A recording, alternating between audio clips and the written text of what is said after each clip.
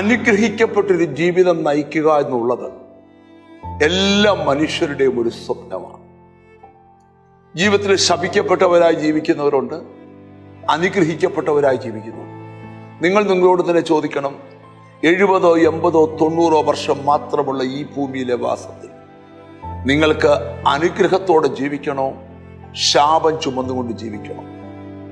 വേദപുസ്തകം പറയുന്നേ നാം അനുഗ്രഹം അനുഭവിക്കാൻ വിളിക്കപ്പെട്ടവർ ആണ് എന്നാണ്.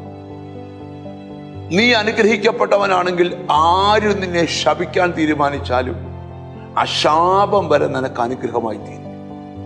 അങ്ങനെ ഒരു വചനമാണ് ഇന്ന് നിങ്ങളോട് പറയാൻ പോകുന്നത്. സംഖ്യാപുസ്തകം 23-ാം അധ്യായം 20-ാമത്തെ വാക്യം.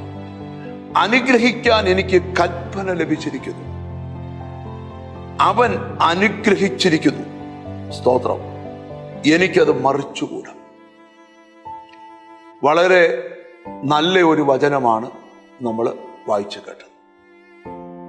നമുക്ക് മനസ്സിലാകും, ഇസ്രായേൽ മക്കൾ മിസ്രൈമിൽ നിന്ന് കനാൻ നാട്ടിലേക്ക് വരുമ്പം ഒരു രാജാവ് അവരുടെ യാത്രയ്ക്ക് എതിരായി പ്രവർത്തിക്കാൻ തുടങ്ങി. അവര് ബിലയാം എന്ന പ്രവാചകനെ വിളിച്ചു വരുത്തി ഈ ജനത്തെ ശപിക്കാനായിട്ട് തീരുമാനിച്ചു. ചിലർക്കൊക്കെ ഒരു ചിന്ത ഉണ്ട്, നമ്മളെ ശപിച്ചു കഴിഞ്ഞാൽ നമ്മൾ ഇല്ലായ്മപ്പെട്ടു പോകുന്നു.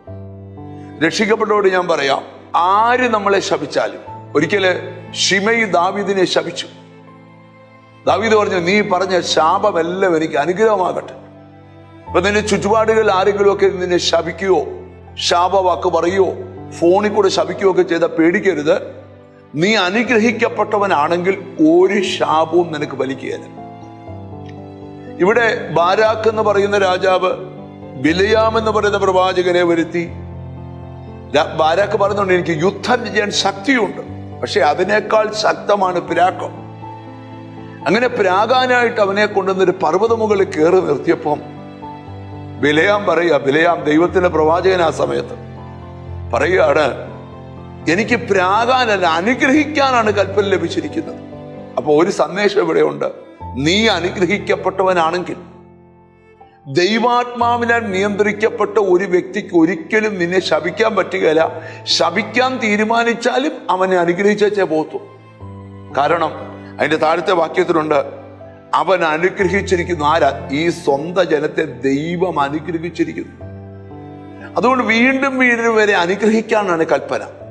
ഒരു സന്ദേശം പറഞ്ഞ് നിർത്താം, ഒരിക്കലൊരു അനുഗ്രഹം നിന്റെ മേൽ വീണാൽ പിന്നെ തലമുറ അനുഗ്രഹം നിന്റെ കുടുംബത്തിൽ ഇങ്ങനെ നടന്നുകൊണ്ടേയിരിക്കും. ഈ ദിവസങ്ങളിൽ അനുഗ്രഹിക്കപ്പെടാം. സ്തോത്രം. അനുഗ്രഹിക്കാൻ ദൈവത്തിന് കൽപ്പന ലഭിച്ചിരിക്കുന്നു, അവൻ അവരെ അനുഗ്രഹിച്ചിരിക്കുന്നു. ഒന്നിച്ച് പ്രാർത്ഥിക്കാം. ഞങ്ങളുടെ കർത്താവേ, സ്വർഗസ്ഥ പിതാവേ, അനുഗ്രഹിക്കപ്പെട്ടവരായി ജീവിപ്പാൻ നിന്റെ മക്കൾക്ക് കൃപ കൊടുക്കണം കർത്താവേ. ആരെ ശപിച്ചാലും ശാപമേൽക്കാതെ, ഹല്ലേലൂയ, അനുഗ്രഹം ചുമന്ന് ജീവിപ്പാൻ നിന്റെ മക്കൾക്ക് കൃപ കൊടുക്കണം. നിന്റെ നാമം ചൊല്ലി പിതാവിന്റെയും പുത്രന്റെയും പരിശുദ്ധാത്മാവിന്റെ നാമത്തിൽ ഈ ജനത്തെ അനുഗ്രഹിച്ച് പ്രാർത്ഥിക്കുന്നു. അവർ അനുഗ്രഹിക്കപ്പെടട്ടെ കർത്താവേ, യേശു ക്രിസ്തുവിൻ നാമത്തിൽ തന്നെ, ആമേൻ. ഈ ദിവസങ്ങളിൽ നീ അനുഗ്രഹിക്കപ്പെടും. ദൈവം നിന്നെ അനുഗ്രഹിക്കും. God bless you.